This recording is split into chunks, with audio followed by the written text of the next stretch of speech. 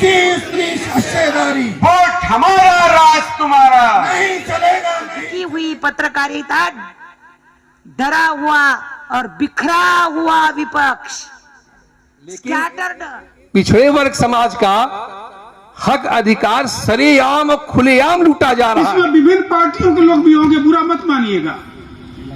दलितों और ओबीसी की रहनुमाई करने वाले लोग भी होंगे। एससी समाज तो फिर भी थोड़ा बहुत अपना कुछ पा जा रहा है। नमस्कार, लहर लाइव 24 न्यूज में आप सभी का स्वागत है। खबर उत्तर प्रदेश की राजधानी लखनऊ से, जहां बीते 25 दिसंबर 2022 के दिन रविवार को अखिल भारतीय ओबीसी महासभा उत्तर प्रदेश द्वारा ओबीसी एससी एसटी संयुक्त मोर्चा की प्रांतीय अधिवेशन का किया गया आयोजन, जिसमें ओबीसी ललित कुमार राष्ट्रीय अध्यक्षता में यह कार्यक्रम पूर्णतः संपन्न हुआ।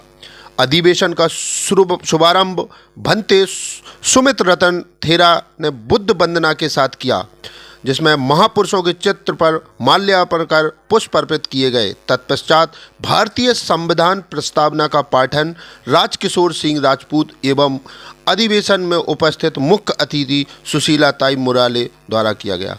तंते सुमित रतन थेरा मुख्य वक्तागण पूर्व सांसद साध्वी सावित्रीबाई फुले, प्रोफेसर रविकांत चंद्र, प्रोफेसर सेंथिल कुमार, राजीव रतन मौर्य, सुभाष चंद्र कुशवाहा, अर्जुन प्रसाद यादव, ओबीसी यशपाल सिंह प्रदेश अध्यक्ष ओबीसी महासभा, ओबीसी सुजान सिंह पटेल ओबीसी महासभा प्रदेश प्रभारी उत्तर प्रदेश, चंद्रशेखर यादव, विजय कुमार पटेल, नारद यादव, बलीराम राजपूत, बाबूलाल लोधी, अनिल प्रेम शंकर चौधरी, डॉक्टर देवेंद्र प्रताप यादव, अनिल कुमार वर्मा एवं सैकड़ों की संख्या में कार्यकर्ता और पदाधिकारी मौजूद रहे। भारतीय जनता पार्टी की सरकार द्वारा ओबीसी एससी एसटी के खिलाफ रचे जा रहे षड्यंत्रों से निपटने के लिए वक्ताओं ने अपने वक्तव्य दिए, जिसमें जातीय जनगणना, निजीकरण, ईडब्ल्यूएस आरक्षण, लेटरल एंट्री 5, ईवीएम प्रणाली, जनसंख्या अनुपात भागीदारी, भारतीय संविधान एवं कोड बिल बीओपीएस के बारे में वक्ताओं ने बताया। साथ ही वर्तमान सरकार द्वारा ओबीसी एससी एसटी के लिए जो घातक कदम उठाए जा रहे हैं, उनसे निपटने के लिए वक्ताओं द्वारा वक्तव्य दिए गए। उत्तर प्रदेश से के लखनऊ मुख्यालय से आर के पटेल की रिपोर्ट। एक सबसे बड़ा जजमेंट आया 1976 में, और वो मील का पत्थर साबित हुआ आरक्षण को डिफाइन करने का।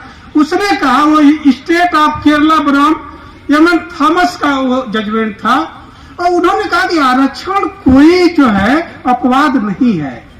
जब संविधान का अनुच्छेद 16(a) समानता की बात करता है सभी के लिए, तो समानता लाने के लिए सरकारों को ऐसी कार्य योजनाओं को लागू करना चाहिए जिससे कि समाज में समानता आए, और उस समानता को पूरा करने के लिए आरक्षण का प्रावधान किया गया। यानी दलितों को, वंचितों को आरक्षण मिलना चाहिए, तभी तो बराबरी पर आएंगे भाई। ऐसा कतई नहीं हो सकता है कि आप दौड़ में सबको खड़ा कर दें और एक आदमी को कहे कि तुम मर्सिडीज से दौड़ लगाओ, और एक लंगड़े को कहे कि तुम पैदल दौड़ लगाओ। संभव नहीं है। उस समाज में दौड़ लगाने के लिए, सबको समानता लाने के लिए आरक्षण की बात की गई, और तब जाकर ये एक डिफाइन हुआ कि आरक्षण ऐसे ऐसे दिया जाना चाहिए। अभी उसमें बहुत झोल है, उसमें बात नहीं करूंगा। 1979-80 में मंडल कमीशन का गठन होता है। मंडल कमीशन के रिकमेंडेशन आने के बाद से उसको लागू होते होते होते 12 साल गुजरते हैं। 1991-92 में जाकर लागू होता है ओबीसी का आरक्षण। यानी कि एक आरक्षण को लागू करने में 12 साल लगे। लेकिन ईडब्ल्यूएस का मामला क्या है? ईडब्ल्यूएस का मामला यह है कि 8 जनवरी 2019 को लोकसभा में एक प्रस्ताव आता है, और उस प्रस्ताव के पक्ष में 323 लोग मत देते हैं, और उसके विपक्ष में केवल 3 लोग वोट देते हैं। साथियों, इसमें विभिन्न पार्टियों के लोग भी होंगे, बुरा मत मानिएगा। दलितों और ओबीसी की रहनुमाई करने वाले लोग भी होंगे, सपा और बसपा के लोग भी होंगे। ये दोनों पार्टियों ने, कांग्रेस ने भी ईडब्ल्यूएस के पक्ष में मतदान दिया था लोकसभा में। यानी कि अपने भविष्य पर कील गाड़ने का काम ओबीसी और दलितों के नेताओं ने ही किया था। वो तो करते ही आए हैं, करते ही रहेंगे, लेकिन आपने भी उसमें अपना योगदान दिया था, उसने पूर्णाहुत दिया है। और केवल 3 वोट विपक्ष में मिले थे। शुक्र मनाइए कि आरजेडी उसमें अलग था, शुक्र मनाइए उसमें कि आरजेडी अलग था, डीएमके अलग था, और लेफ्ट में सीपीआई अलग थी, सीपीएम नहीं, सीपीआई अलग थी, और एआईएमआईएम अलग था। यही पार्टियां अलग थी, बाकी सभी ईडब्ल्यूएस के पक्ष में थी। विधायक बनने के लिए लोग तलवे चाहते हैं, जो सांसद विधायक बनने के लिए लोग चूहदूरी करते हैं। मैं सांसद जब थी तो मुझे लाखों रुपए तनख्वाह मिलते थे। जब मैं सांसद थी तो मैं जहाज से चलती थी। जब मैं सांसद थी तो दिल्ली लखनऊ में मुझे बड़े बड़े बंगले मिलते थे। जब मैं सांसद थी तो मुझे सिक्योरिटी मिलती थी। जब मैं सांसद थी तो मुझे सरकारी गाड़ी मिलती थी। जब मैं सांसद थी तो बहुत बड़ा प्रोटोकॉल था। लेकिन जब मुझे लगा कि हमारा संविधान ही खत्म हो जाएगा, और जब संविधान, हमारी आजादी खत्म हो जाएगी, हमें चुनाव लड़ने का अधिकार खत्म हो जाएगा, तो मेरे जैसे लोग लोकसभा में नहीं पहुंच पाएंगे। इसलिए संविधान को बचाने के लिए मैंने सांसद पद छोड़ करके, निर्भीक होकर के, उनके घरों में घुस करके मैं संविधान को बचाने की मैंने लड़ाई लड़ी है। आजादी की लड़ाई लड़ रही हूँ। मैं आप लोगों से समर्थन मांगने के लिए आई हूँ। साथियों, मैं आप लोगों से आज के कार्यक्रम में मैं आप लोगों से समर्थन मांगने के लिए आई हूँ कि अब समय नहीं है। हमारा ओबीसी समाज जागो, हमारा अनुसूचित जाति समाज के लोग जागो, एससी समाज के लोग जागो, महिला हमारी जागे, वरना हमारे बहुजन समाज के लोग गुलाम हो जाएंगे। इस गुलामी को बचाने के लिए बाबा साहब ने बच्चों को खोए हैं, अपनी पत्नी को खोया है। उन्होंने मंत्री पद का लालच नहीं किया। हिंदू कोड बिल पास कराने के लिए मंत्री पद से इस्तीफा तक दिया उन्होंने। बाबा साहब ने लालच नहीं किया। आपको एक अकेला डॉक्टर अम्बेडकर जी भारत के करोड़ों लोगों को, बहुजन समाज के लोगों को बराबरी पर लाने का काम किए। आज करोड़ों लोग मिलकर के हम संविधान को नहीं बचा पाएंगे तो हमारे आने वाली पीढ़ी गुलाम हो जाएगी। हमारे बुजुर्गों ने जो पेड़ लगाया था उसमें फल आ रहा है, आज हम खा रहे हैं। यही कारण है कि शेड्यूल कास्ट समाज का कोई भी हक अधिकार मारने से पहले, उससे पंगा लेने से पहले ये मनुवादी समाज 10 बार सोचता है। लेकिन पिछड़े वर्ग समाज का हक अधिकार सरेआम और खुलेआम लूटा जा रहा है। सरेआम और खुलेआम पिछड़े वर्ग समाज का हक अधिकार ये लूटा जा रहा है। लेकिन ये इतना बेसुध है, बेहोश है, धर्म का जहर इसके शरीर में इतना फैल चुका है, इतना बेसुध और बेहोश हो गया है कि इसे अपने अस्तित्व का जरा सा ख्याल नहीं है। साथियों, हम ये बात कहना चाहते हैं कि जब भी कोई सरकारी विज्ञापन निकलता है तो उसमें अगर आप सरस्वती निगाह से देखें तो शेड्यूल कास्ट समाज का तो थोड़ा बहुत कोटा रहता है, लेकिन पिछड़े वर्ग का जब सूची आप देखेंगे तो उसमें बिल्कुल आउट होता जाए, बिल्कुल जीरो रहता है, बिल्कुल जीरो है। लेकिन धर्म के जहर में डूबा समाज पे कोई फर्क नहीं पड़ता, इस पे कोई असर ही नहीं है। हमने तो इतिहास में पढ़ा था कि बहुत तरह की गुलामी होती है, दुनिया में कई तरह के गुलाम पाए जाते हैं, लेकिन ये ओबीसी बहुत विचित्र तरह का गुलाम है। ऐसा गुलाम कभी दुनिया में ऐसा गुलाम देखने को नहीं मिला। रेलवे में एक जहर खुराने का वो जो टीम चलती है, जहर खुरानों का एक षड्यंत्र, एक टीम चलती है। कभी कभी भोले भाले लोगों को अपने जाल में फंसा करके और जहर खिला करके उसका सब कुछ लूट लेते हैं। यही कारण यहां भी है। हिंदू के नाम पर, मंदिर के नाम पर हमारे भोले भाले पिछड़े समाज को धर्म का जहर पिला करके इसका सब कुछ लूटा जा रहा है, सब कुछ लूट लिया जा रहा है, लेकिन उसे जिंदा रखा जा रहा है। जहर उतना ही दिया जा रहा है जिससे उसका लूटा जा सके। लूटने के बाद वो फिर जब होश में आता है तो उसके पास कुछ रहता नहीं। मैं आगाज करना चाहता हूं, आज नहीं तो कल पिछड़े वर्ग समाज को इस बात का एहसास होगा कि जैसे जहर खुरानी चलता है रेलवे में, वैसे ही आजकल हमारे देश में धर्म के नाम पर एक जहर फैलाया जा रहा है और इसका सबसे ज्यादा शिकार पिछड़ा वर्ग समाज है। दुनिया को देने वाले तथागत महामानव गौतम बुद्धा संत का समस्याओं की चर्चा करेंगे तो घंटों समस्याओं पर चर्चा की जा सकती है, पर इस देश के मूल निवासियों की, इस देश के ओबीसी एससी एसटी माइनॉरिटी के लोगों की, इस देश के 85% कमेरा समाज की जो मूल समस्या है, जो प्रमुख समस्या है, वो ये है कि इस देश में जो संविधान लागू है, जो लोकतंत्र लागू है, उस लोकतंत्र में, अरे डॉक्टर साहब इधर ही आ गया, स्लो इधर आ जाओ।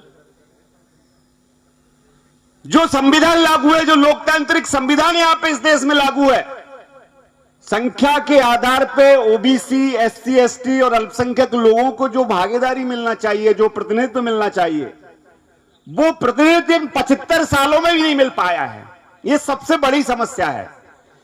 यदि ओबीसी के लोगों को और बाकी के आरक्षित समाज के लोगों को उनकी संख्या के आधार पे विधायिका, कार्यपालिका, न्यायपालिका, मीडिया, उद्योग, व्यापार, निजी क्षेत्र और बजट आदि क्षेत्रों में संख्या के आधार पर अगर प्रतिनिधित्व मिल गया होता तो ओबीसी ललित कुमार को ललित ओबीसी लिखने की जरूरत नहीं पड़ती। बंबई में 2 लाख रुपए महीने की नौकरी कर रहा था, नौकरी छोड़ के ये समाज का काम करने की जरूरत नहीं पड़ती। साथी, इंजीनियरिंग करने के बाद टॉप किया करता था। आप अपने बच्चों को बोला करते हो कि पढ़ लो बेटा, पढ़ोगे लिखोगे तो बनोगे नवाब, और खेलोगे कूदोगे तो होगे खराब, बनोगे गवार। मेरे घर में उल्टा था। मेरे माता पिता मुझसे बोला करते थे बेटा कम पढ़ा कर, बहुत ज्यादा पढ़ा करता था। 15-15, 18-18 घंटे पढ़ाई किया करता था। दिमाग में, बच्चे के दिमाग में डाल दिया गया इंजीनियर बनना है, इंजीनियर बहुत बड़ा होता है, बहुत बड़ा पैसा कमाता है। तो बचपन में 5वीं 6वीं 7वीं 8वीं में डाल दिया गया बच्चे के दिमाग में। आप भी अपने बच्चों के दिमाग में डालते हो, तुम्हें डॉक्टर बनना, तुम्हें इंजीनियर बनना, तुम्हें आईएएस बनना, तुम्हें ये बनना, तुम्हें वकील बनना है। बच्चा टॉप करता गया, पढ़ता गया, 18 घंटे पढ़ता गया, 15 घंटे पढ़ता गया, और पढ़ाई लिखाई करने के बाद जब देखा, मैंने जब कॉलेज किया, इंजीनियरिंग किया, तो देखा कि मेरे जो शेड्यूल कास्ट और ट्राइब्स के साथी थे, मेरे जो दोस्त थे, वो तो सब एब्जॉर्ब कर लिए गए because of representation act, article 14 और 15 के कारण। और मेरे जो जनरल समाज के जो दोस्त थे वो भी एब्जॉर्ब कर लिए गए बिकॉज ऑफ उनके माता पिता और उनके बाप दादे रूलिंग कर रहे इस देश के अंदर, इसलिए एब्जॉर्ब कर लिए गए।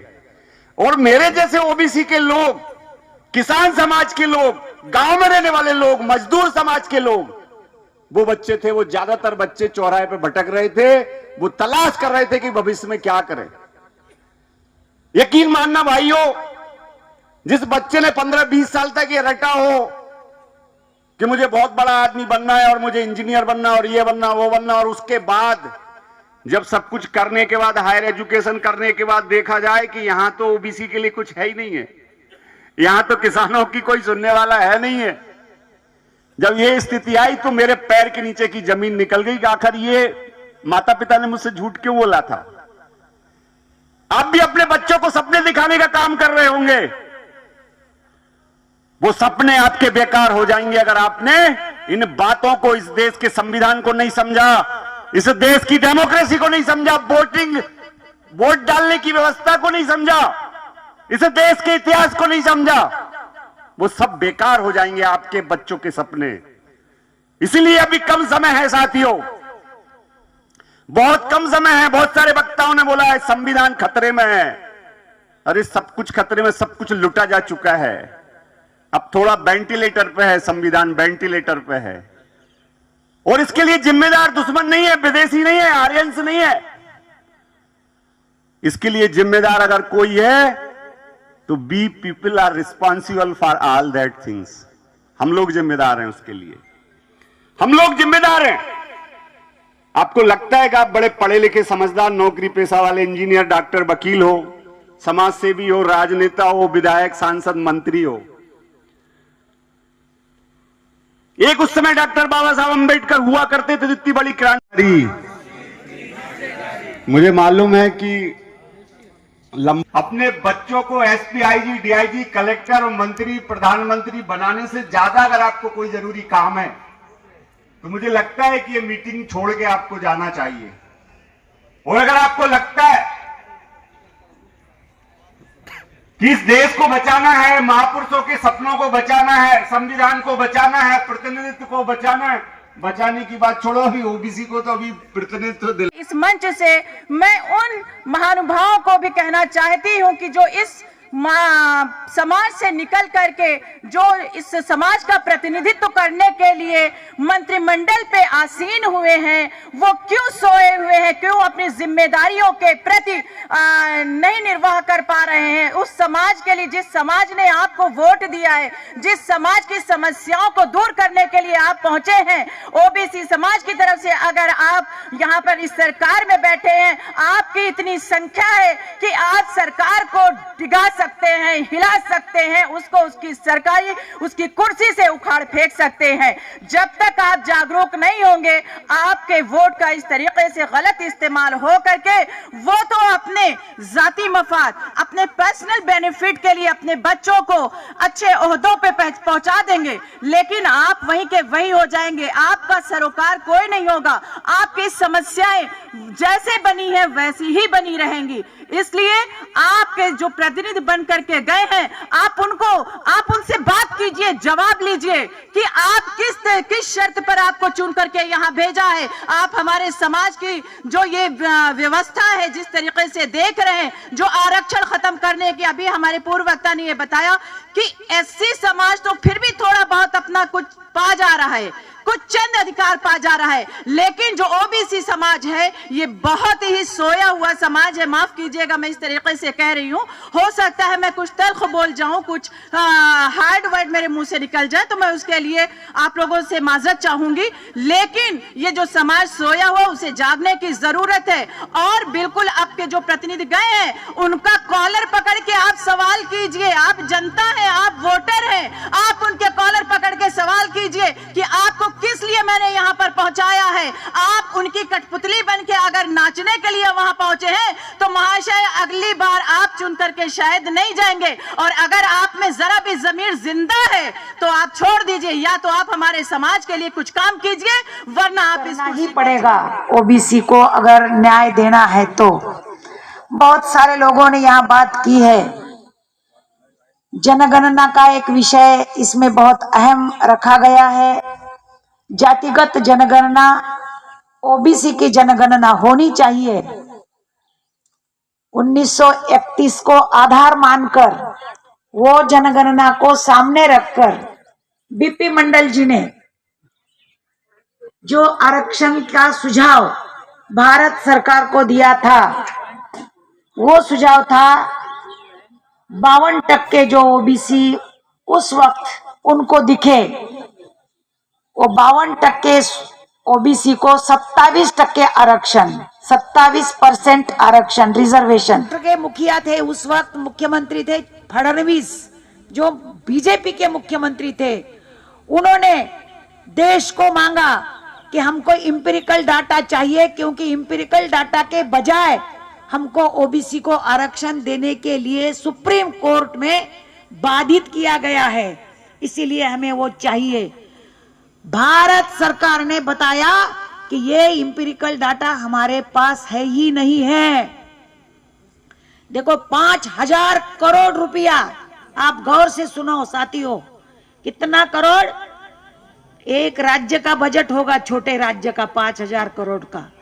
5000 करोड़ रुपया जमा करके भारत सरकार ने इंपिरिकल डाटा जमा किया था लेकिन हमारे भारत के 2014 के सरकार ने, भारतीय जनता पार्टी और उनके 42 मित्र दल, इनके सरकार ने ये डाटा देने में बोला कि हम ये डाटा नहीं देंगे। सुप्रीम कोर्ट क्या बोला?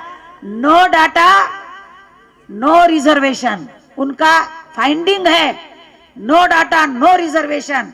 और हमारे इलेक्शन बगैर ओबीसी के आरक्षण के हुए। मुझे बूढ़ी मरने का दुख नहीं है, बूढ़ा कोई मर रहा है तो दुख नहीं है, लेकिन बूढ़े का दुख नहीं होने के बाद भी मुझे दुख इस बात का है कि मुझे ऐसा लगता है कि हमारा जो नौकरी में और जो हमें 27% आरक्षण एजुकेशन में मिला है वो भी जा सकता है अब अगर हम इसी तरह सोने का ढोंग करेंगे। हमारा ओबीसी आज भी सोया हुआ है, आज भी वो जागा हुआ नहीं है। तो हमको डर इस बात का है कि ओबीसी इस देश का आत्मा है, ओबीसी इस देश का प्राणवायु है, ओबीसी ने इस देश को खड़ा किया है। हमारा प्रजापति, हमारा सुतार, नाई, इन लोगों ने इस देश को खड़ा किया है। लेकिन आज हमारा ओबीसी जो ढोंग करके, देखो सोए हुए को जगाना बहुत आसान है, लेकिन सोने का ढोंग करके जो सोया है उसको जगाना बड़ा मुश्किल है। उसके लिए ढोल ताशे ही बजाना पड़ते हैं। कुंभकर्ण की नींद जो ले रहा है, तो ये कुंभकर्ण की नींद लेने वाले को अगर जगाने का काम हमें करना है तो उसको जगाने के लिए ये करने की जरूरत है जो आप आज और हम कर रहे हैं। आज भी ओबीसी जिस तरीके से सोया हुआ है, हमें बहुत इससे डर लगता है। कैसा जलाते हैं संविधान, देश का संविधान। अरब कंट्रीज में अगर ये होता तो उसको खत्म कर देते थे। क्या न्याय है इस देश में? न्याय हो रहा है किसी के साथ? वो अनंत कुमार हेगड़े कहता है कि संविधान को बदलने के लिए तो हमको जनता ने मैंडेट दिया है। वारे वाह, इसके लिए दिया है क्या मैंडेट तुम्हें? गलत बात कर रहे हो। सुदर्शन कहते हैं कॉन्स्टिट्यूशन शुड बी स्क्रैप्ड, इसे भंगार में डालना हमारे संविधान को। और लाना क्या चाहते हो? लाना चाहते हैं मनुस्मृति का संविधान। आपने देखा धर्म संसद हुई अभी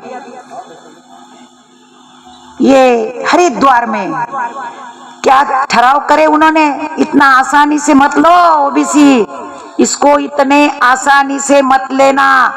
मैं हाथ जोड़कर आपको नम्र निवेदन कर रही हूं कि ये जो धर्म संसद में ठराव पारित किए गए ना, वो ठराव अगर आप सुनेंगे तो आपके आंग पर रोंगटे खड़े हो जाएंगे। ये हमारे हिंदू धर्म को ये शोभा देता है क्या? और जो कहते हैं कि हिंदू खतरे में है, अरे कौन कहता है हिंदू खतरे में है? कोई हिंदू खतरे में नहीं है, इनकी राजनीति खतरे में है। ये खतरे में फितरे में कुछ नहीं है। क्या खतरे में है? हिंदू। मेरा बाप हिंदू, मेरी माँ हिंदू, मेरा दादा हिंदू, मेरा परदादा हिंदू, मेरा पूरा खानदान हिंदू। क्या खतरे में है? मैं क्यों खतरे में जाऊं? क्या खतरे में? 130 करोड़ का देश है आज के तारीख में। 130 करोड़ में 20-22 करोड़ मुसलमान होंगे, तो 20-22 करोड़ मुसलमान 122 करोड़ मुसलमान हिंदू को खतरे में डाल देंगे क्या? ये इतना गलत, इतना भयावह झूठ इतना भयावह हमारे में फैलते हैं। और इसके लिए हमें सावधानी बरतने की मुझे लगता है आवश्यकता है। और बहुत सारी बातें यहाँ करने के लिए मैं आई थी। मैं बर्नार्ड शॉ नाम का एक मुसलमानों के बारे में उन्होंने एक कोटिंग किया है, ये आप सब तरफ बोलना चाहिए, मुझे ऐसा लगता है, इसलिए मैं आपको कोटिंग कर रही हूं।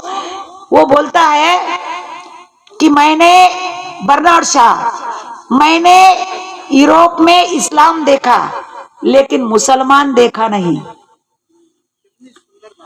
कितनी सुंदर बात रखी है ना। अरब देशों में बर्नार्ड शॉ कहता है, अरब देश थिंकर है, अरब देशों में मैंने मुसलमान देखा लेकिन इस्लाम नहीं देखा। इस्लाम कोई पगड़ी का या धोती का या पायजामे का नाम नहीं है, इस्लाम ईमानदारी का नाम है, ये थिंकर कहता है। हो धार्मिक हो आर्थिक हो, सब नायक पूजा की तरफ लगे हैं, सब अपना नाम वाहवाही और ताली बजवाने के चक्कर में रहते हैं। किसी को कोई चिंता नहीं है कि बुद्ध से लेकर के आज दिन तक जो महापुरुषों की विचारधारा है, अगर उस विचारधारा में कुछ अच्छा कार्य हो जाएगा तो उनके साथ आपका भी नाम जुड़ जाएगा। जरूरत आज इसकी है कि नहीं है? देखिए, हम पढ़े लिखे लोग हैं, हम ये चिल्लाते रहेंगे कि देश कब्जा हो गया, हम चुनाव नहीं जीतेंगे, यह संविधान चला गया, तो चिल्लाने से होगा क्या? बैठ करके आपको रणनीति बनानी पड़ेगी। एक सेना वो सामने लड़े और एक सेना गुरिल्ला सेना जो पीछे से लड़े। जैसे कैडर देने, पहले कैडर होते थे, आज कैडर भी बंद है। मैं तो निवेदन करता हूं ओबीसी महासभा के लोगों से, एक कैडर तैयार करें। भगवान बुद्ध से लेकर के ललई सिंह यादव तक सभी संतों गुरुओं महापुरुषों का नाम हो और वो ओबीसी के गली गली मोहल्ले मोहल्ले में उनकी टीम जाए और रात्रि में जब कोई सुनने वाला ना हो, गांव मोहल्ले के लोग बैठे हों, एक कैडर चलाइए ना कांसीराम साहब की तरह। मैं कह रहा हूं 10 साल में देश तैयार हो जाएगा, 5 साल में आप यहां के राजा बन जाओगे। वो सब करना पड़ेगा। मान्यवर साहब सरकारी सर्विस छोड़ करके आए और सबको साथ लेकर के उन्होंने, ऐसी कोई जाति नहीं जिसको साथ नहीं लिया। देखिए कितना बड़ा काम कर दिया। तो मैं निवेदन करूंगा जो लोग राजनीतिक इच्छुक हों वो राजनीति करना चाहें। हमारा धार्मिक जीवन है, हम तो सामाजिक धार्मिक जीवन जीते हैं, यही हमारा जीवन है। और मैं ये भी निवेदन करूंगा कि अगर आप उनसे लड़ना चाहते हो तो विकल्प के तौर पर आपको बुद्धिज्म की बात करनी ही पड़ेगी, नहीं तो फिर लोगों को कहां ले जाओगे आप। कुछ संजय से हमारी बामन मेसराम जी से बात हुई, वो नहीं चाहते, आज दिन तक उन्होंने दीक्षा नहीं ली, आज दिन तक, और ना कभी उन्होंने दीक्षा समारोह कराया, ना कभी बौद्ध भिक्षुओं के साथ बैठ करके भोजन दान किया उन्होंने। तो मैंने कहा कि पूरी जमात को आप ब्राह्मणों से मुक्त कराना चाहते हो, लेकर के कहां जाते हो? आगे चल करके बामन मेसराम की पूजा करवाना चाहते हो? क्या उद्देश्य है आपका? इसलिए अगर आप चाहते हो कि उनसे आपकी आमने सामने की लड़ाई है, उन्हें कमजोर करना चाहते हो, तो बुद्ध को और महानायकों को आपको सामने लाके खड़ा करना पड़ेगा, अपने लोगों को जोड़ना पड़ेगा इस धारा से, और कोई रास्ता हमारे पास नहीं बचा। मुझे बड़ी खुशी है कि हमारे जागरूक लोग, जिनका जन्म शेड्यूल कास्ट में हुआ है, ये जातियों का भारत है, वो गालियां दिया करते थे कि कामत ढोने वाले लोग हैं, ये मंदिर बनाने वाले लोग हैं। तो हम लोगों को भी लगता था कि कोई दिन आएगा तो ये कांवड़ ढोने वाले लोग, मंदिर बनाने वाले लोग भगवान बुद्ध का भी काम करेंगे, बाबा साहब का भी काम करेंगे। आज मैं अपनी आंखों के सामने देख रहा हूं, और ये कोई एक व्यक्ति की मेहनत नहीं है, बहुत लोगों का प्रयास है। इसमें तमाम सरकारी अफसर हैं, इसमें तमाम बेचारे वो लोग हैं जो राजनीतिक पार्टियों से भी जुड़े हैं, तमाम धार्मिक लोग हैं, सब लोगों का सामूहिक प्रयास है कि आज आपके पुरखों का यशगान होने लगा है। हम निराशावादी नहीं है। अरे 70 साल पहले तो कुछ भी नहीं था, संविधान ने चेहरे पर चमक हमारे लाई है, और आज अगर संविधान ना हो तो ये लोग मनवादी तो हमारे ये चीवर भी उतरवा लेंगे, कहेंगे भाई शूद्र तुम्हें ये चीवर पहनने का अधिकार किसने दे दिया? इस संविधान की वजह से चीवर भी हमारा बचा है। इसलिए बड़े सपने बनाइए, बड़ी रणनीति बनाइए, और अगर रणनीति नहीं है तो हमारे साथ बैठ जाइए। अगर प्लानिंग है उनसे लड़ने की तो लड़िए, हम आपके साथ हैं, पीछे आपके चलेंगे। और आपके पास अगर रणनीति नहीं है तो हमारे साथ बैठिए, हम बताते हैं, और बैठ करके उन बड़े दुश्मनों से लड़ते हैं और देश को सामाजिक, धार्मिक, आर्थिक आजाद कराते हैं। सही मायने में सभी महापुरुषों के लिए श्रद्धांजलि होगी, और ओबीसी, अखिल भारतीय ओबीसी महासभा का सपना भी पूरा होगा जो चाहती है। बहुत बहुत धन्यवाद, बहुत बहुत साधु। तो ये मेरा बस यही आप लोगों से कहना था कि अगर आप समझदार हैं तो आपकी जिम्मेदारी यही नहीं खत्म हो जाती कि हम समझदार हो गए, हम तार्किक हो गए बस।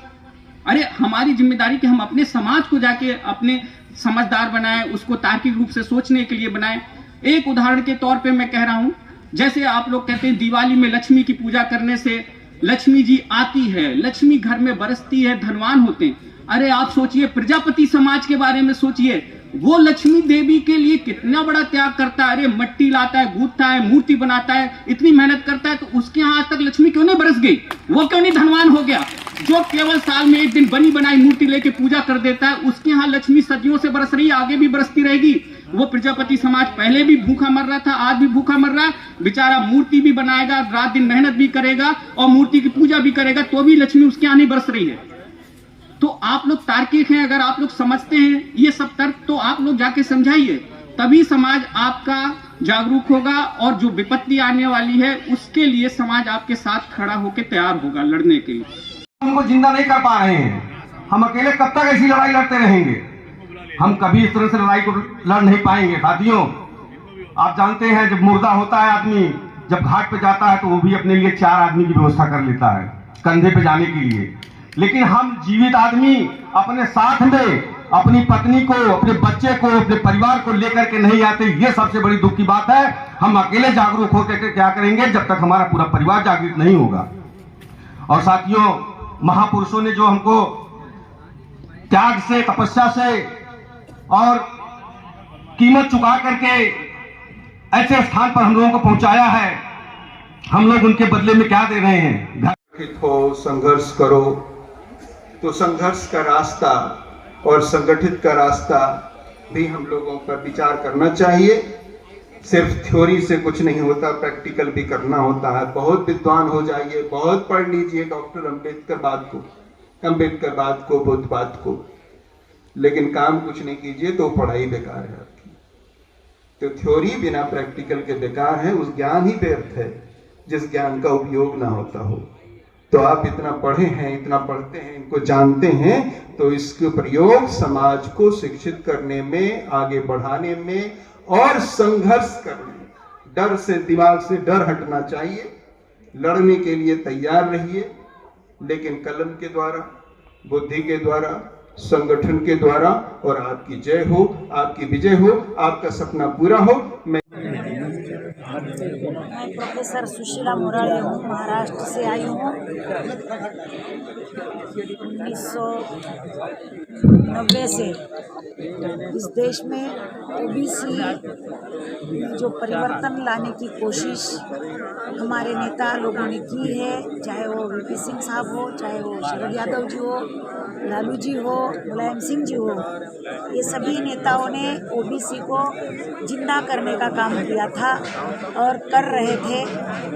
आज वो कुछ कारण यहाँ नहीं है इस आंदोलन में, लेकिन उनके सक्सेसर के रूप में हम लोगों का यह कर्तव्य बनता है कि इस कारवां को आगे ले जाना चाहिए।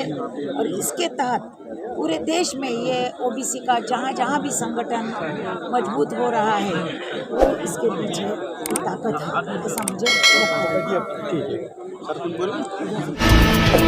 है।